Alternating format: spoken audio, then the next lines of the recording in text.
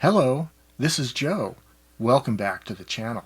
Well, for as long as this typewriter series has been going, this is episode 445, we've talked on several occasions at least about corrections, making corrections with typewriters. And of course, the reason why we have to do that is A, we're imperfect and we make errors, and B, regular cloth ribbon typewriters that impress the oil-based ink onto the paper fibers will leave a pretty much indelible mark unless you can cover up those errors. And so in past videos, we've talked about cover-up methods.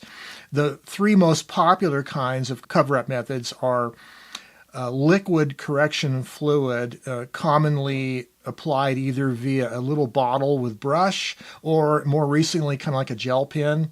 And then there are the correction tape cartridges, like a little roll like this. And then there are correction tabs, which are still available. So the problem with making these kinds of corrections in the first place can be that the process of stopping your creative process to make a typographical correction itself interrupts the creative process. And in the olden days, like for instance, when I went through typing class in, I think it was 1972 maybe, we had electric typewriters. The popular girls got the Selectrics, by the way, but they were kind of using typing class back then as like a vocational training to prepare you for typing in the workplace, where you might be sitting in front of a typewriter, transcribing shorthand or some kind of notes into a finished document. And to do so efficiently in the business world means you had to be very accurate, very quick, and not make too many errors. The other thing I remember from looking at old photographs of, let's say, Yankee Stadium or major sporting events in maybe the 1930s, 40s, or 50s, you'll see these old black and white photos. There'll be a whole row of sports journalists in the stadium, and they all have their fedora hats and their coats and their typewriters. These are professional writers. They write for a living, but almost all of them are using two-fingered index finger typing. And the reason why is not that they don't know how to touch type, but it's that they can't afford to stop and correct an error, and they can't submit a document with errors in it. So they have to be error-free. And the most sure way to be error-free on a manual typewriter is to use two-finger typing, even if you've been trained with touch typing. And I know that's a controversial thing to say, especially if you're my age and you went through typing class and you were taught, you must learn to touch type. That's the only way to type. Well, we live in a new era these days. But today I want to talk about corrections. But the big three methods I mentioned earlier, correction fluid, correction tape, correction tabs, all of those require you to interrupt your creative flow state. Let's talk about whether that's necessary or not. Stay tuned. And now, I have a bulletin just handed to me. If you like this program, please like and subscribe. I don't know what that means. Well, to be factually thorough, I should mention that erasing was also another method of dealing with corrections, either with a pencil like this, or back in my youth, we had those big round, flat erasers with a brush built onto them. And there was also caressable or erasable typing paper that had kind of a waxy-like surface that enabled the ink to be erased a little bit easier than on regular paper, but also on that kind of paper, you can smear the ink if you aren't careful. But the question that I want to deal with today is it really necessary to make those kinds of cover-up corrections? And the thing that spawns me on to address this today is one of the blogs in the Typosphere blog roll is Vinnie McFeats. And I'll leave a link down below to his blog. He is a college teacher who teaches in the University of New Mexico campus in Gallup, New Mexico. And he has a typewriter blog. And what I love about his blog is he uses typewriters such as this kind a lot of times, standard typewriters, but he doesn't use any kind of cover-up correction. And he will leave evidence of his corrections and also his editing of his workflow. As he's writing, he will sometimes edit as he goes. And yet, his typing appears very readable. And I was really interested in how he does this particular way of correcting by typing over the errors using just the typography available on the typewriter itself. Vinnie uses, like many people do, lowercase x's, and we'll talk about that in a minute. But I'm interested in the possibility of using the typography of the typewriter itself as a means of covering up corrections. And what's challenging to me personally about this is that it goes against my nature, the way I was taught in typing class. And I especially feel self-conscious about Xing out corrections or Xing out errant words when I'm writing letters to other people, especially people that I may not know personally as well, or people I'm writing letters to in other countries, or somehow I feel self-conscious about representing myself a little bit more formally and not wanting to leave those X'd out marks as much. Part of this is also dealing with the purpose behind why you're writing, what you're writing. If I was submitting a letter to the editor or some other semi-formal purpose, I probably would submit a document that had no corrections, that was completely error-free. Because sometimes you need that. You don't want the ambiguity of X'd out words to leave the possibility that you might misrepresent your meaning or your intent, right? But for some informal purposes like typing your own journal, typing personal letters, even blog articles, I'm suggesting that it is okay to X out the words and type the correct word after it. And in order to do that, though, I had to actually study the best example I knew of, which was Mr. McFeats and his blog. So I went through numerous blog articles of his and studied how he has used the typography of the typewriter in order to make these cover-up type corrections with his typewriter. I kind of come up with a set of guidelines. I wouldn't call them hard, fast rules carved in stone, but these are like guidelines that you can use, taking the example from Mr. McFeats of how you can do strike-through corrections with your typewriter. So these guidelines that we're going to go through, these are just average guidelines that are based on my observations of his blog article, and he's not necessarily 100% consistent in the way he applies this from one blog article to the next or one machine to the next, so keep that in mind. So I'm going to read through a summary of the various correction strategies that I've been able to discern from Vinnie's typing, and then I will show you examples of many of these. So first of all, if you have a single wrong letter in a word, it's not at the beginning of the word, he will usually overtype that individual letter. So he's not striking out the letter, he's just overtyping with the correct letter. If he begins the word with the wrong letter, he typically strikes out the entire word, leaves a space, and then retypes the word properly. If there is a short word, like 2 to 3 letters, he will typically strike out the entire word, leave a space, and then retype the word properly. 2 or more wrong letters in a word, he will strike out the word, space, and retype. Transposing 2 letters. I do this quite often. He will strike out the entire word, space, and then retype the word. And I can see why, because if you tried overtyping the transposed letters, they both look like unreadable blobs. So it's better just to strike out the entire word to make it more readable. A missing letter in an already typed word. So you've already typed some words on a line, there's a missing letter in the word, If you catch it before subsequent words, strike out the entire word, leave a space, and then retype.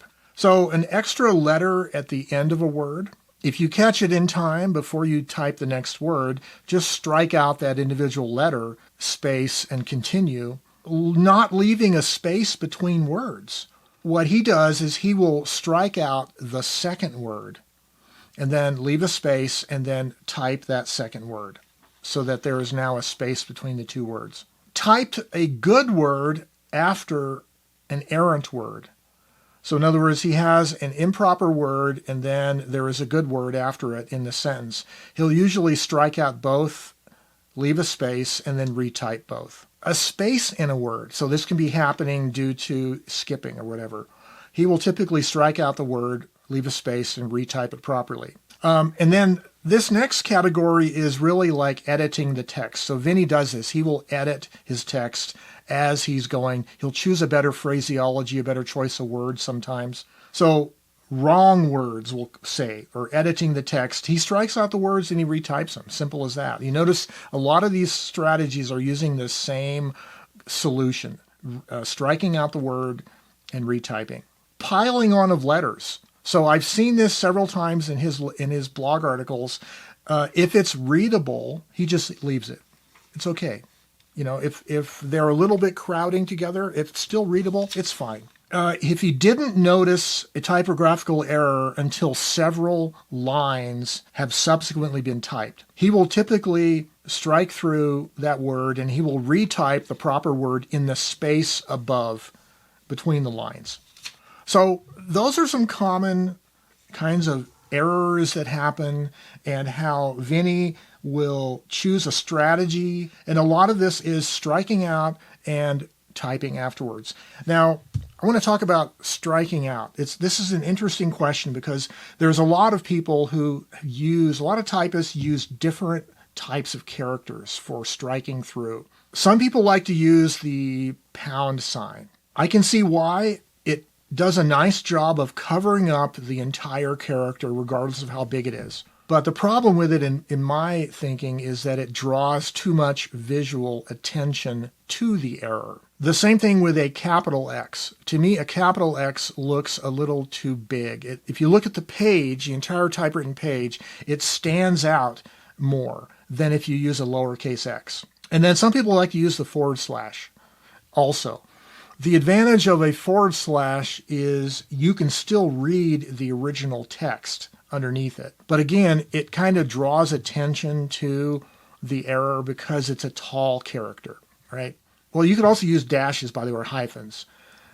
But I think the X, the lowercase x, is, for my purposes, probably the best character for striking out words that need to be corrected. It's a lowercase character. It's not as tall. It doesn't draw as much attention to itself, yet it makes the overall text still quite readable, which I think is the important goal here. Those are some of the categories of types of corrections that Vinnie uses. Let's go into some of his blog articles that I've downloaded and look for examples of this. So here is an example. He uses a two-letter word like the word is, camping is, and then he decides to change the word to can be. So he does a strikeout of the entire word. It's a short word. He strikes out the entire word and kind of changes his phraseology. Another example, here's a spelling error. He wants to write Cibola National Forest, but he types CO instead of CI. So he stops and he X's out the first two letters, gives a space after, and then continues typing.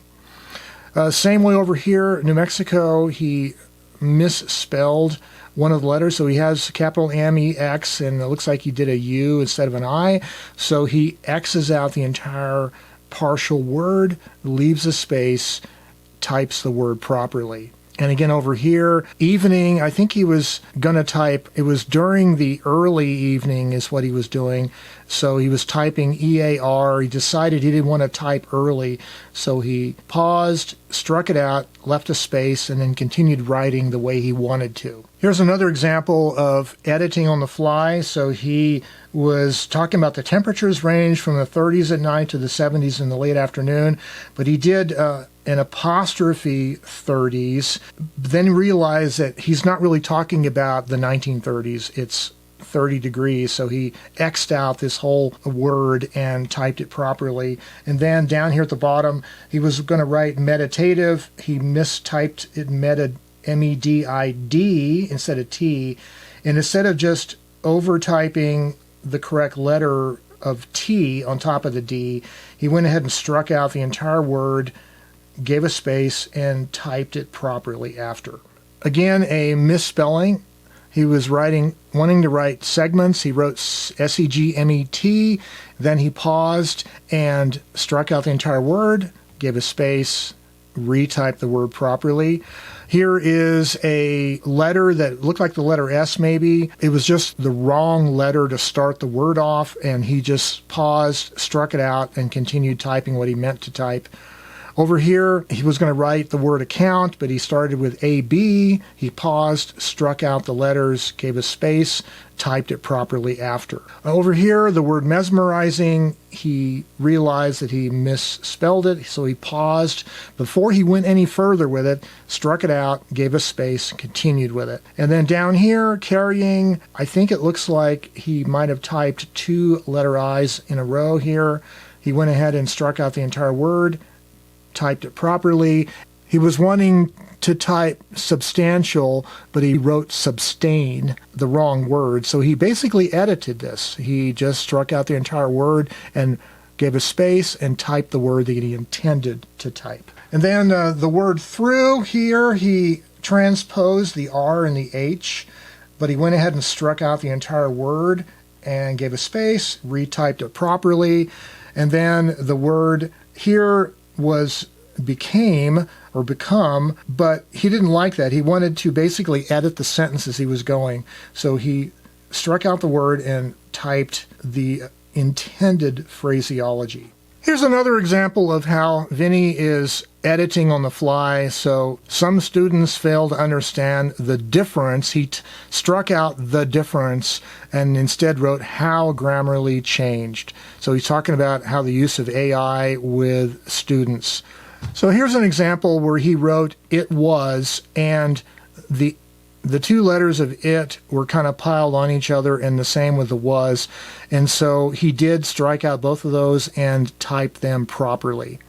So there's other corrections in these documents that are kind of redundant, similar to the other kinds he's done. And I've collected a whole number of these from his blog articles just to look and study how he's done these. But these are all indicative of the way Vinnie McFeats uses strike-through corrections in his blog that is public. People read it. And I find, regardless of the strike-throughs, I find his blog very readable. I am not bothered by the strike-throughs. I can read through that quite easily, and his blog remains very readable in spite of it all. So I mentioned earlier about the problem with the 3 whiteout methods, right? Liquid correction fluid, correction tape, and correction tabs. The problem is, well, first of all, liquid correction fluid, you have to apply it carefully, and then you have to wait for it to dry. And if you cake it on, it cakes on easily. You can easily put too thick of a layer. And then it takes quite a while to dry. And you can't over-type it until it's completely dried. So this is going to slow down, completely stop your creative flow until the fluid is dried enough that you can type over it. And then the second type of correction method, which is the correction tape cartridges, it only works well on bright white paper, because most of these kinds of correction tape is only bright white. So if you like to type on like newsprint or cream colored paper, anything like that, using correction tape actually ends up making the error more visible than if you had simply X'd out and continued typing, because the bright white splotches of background tone from the tape that you applied and then over-typed. And also I found that depending on the quality of the cartridge, and we had a typewriter video series episode years ago. I can't remember which episode it is, but I talked about correction tape, and I reviewed a bunch of different correction tape brands. Some of the brands of correction tape have a hard time being laid down onto certain kinds of papers. Depends on the nature of the paper and how the tooth of the paper is, etc. And I noticed that if you're trying to apply correction tape to a problem area and it doesn't go on evenly, then at that point, it's almost impossible to make another pass on the correction tape and make it go evenly on top of it, because now you have this uneven layer of correction tape that you're trying to roll another layer onto, and it's just not going to work. So unless you do it right the first time, it ends up being really ugly. And then the third method of correcting, which is the tabs. I don't think I have any right here. The little plastic rectangles with a powdery white surface layer on them. The problem with that type of correction is that, well, it is bright white, but it's not as evident as the tape is. But the problem is you can only apply it by over-typing the error in the exact same location that you type the error, which means if you, for instance, had an error near the top of the page and didn't catch it until 2/3 of the way down the page, and you back roll the paper to get back up to the error. Well, back rolling the paper, if the feed rollers on your typewriter are worn, the paper will go a little bit crooked. And when you get up to that same character, you can't type exactly onto the character with the same alignment because the paper's shifted. And the other thing is, if you happen to do one of these errors where, like, it doesn't really happen with me on the KMM typewriter, but if you bump the shift lock when you're typing the letter A will be dropped down below the line slightly. Well, you have to be able to reproduce that error exactly in order to type over it with the correction tabs. And so you can't really reproduce that problem exactly because it's like an on-the-fly, the segment is shifting as it's being typed. So it's difficult to use the correction tabs for all purposes of errors. So for that reason, those three common types of correction methods are problematic. They interrupt the flow state. They don't really make the error invisible in most cases. And there are certain types of errors that they just don't work in. So when I was going to typing class in high school, we were rated on our tests by words per minute. And a word was considered to be 5 characters, including spaces. And if we had a typographical error, we were not expected to correct typographical errors. We turn in the worksheet and we were timed. They said begin and then however many minutes it was, and they said end, you stop typing. So the teacher would count how many words there was and then calculate a word per minute figure from that, and then would subtract 5 words per minute for every typographical error. So depending on how fast you actually type, if you have to stop, roll the carriage back, apply a correction method, roll it back, and then line up and continue, depending on the correction method you use, whatever it is, it could easily cost you more than 5 words a minute, depending on your average typing speed. So there's 2 lessons from this. Number one, if you really want to be an accurate typist with few errors, you have to practice to type error-free. But secondly, if you expect that you're an imperfect typist and you are going to make some kind of errors, it's better to type slower and make fewer errors because that ends up being faster. In fact, in typing class, I think we had to have 35 words per minute graded after taking into account typographical errors. We had to have 35 words a minute to pass the class.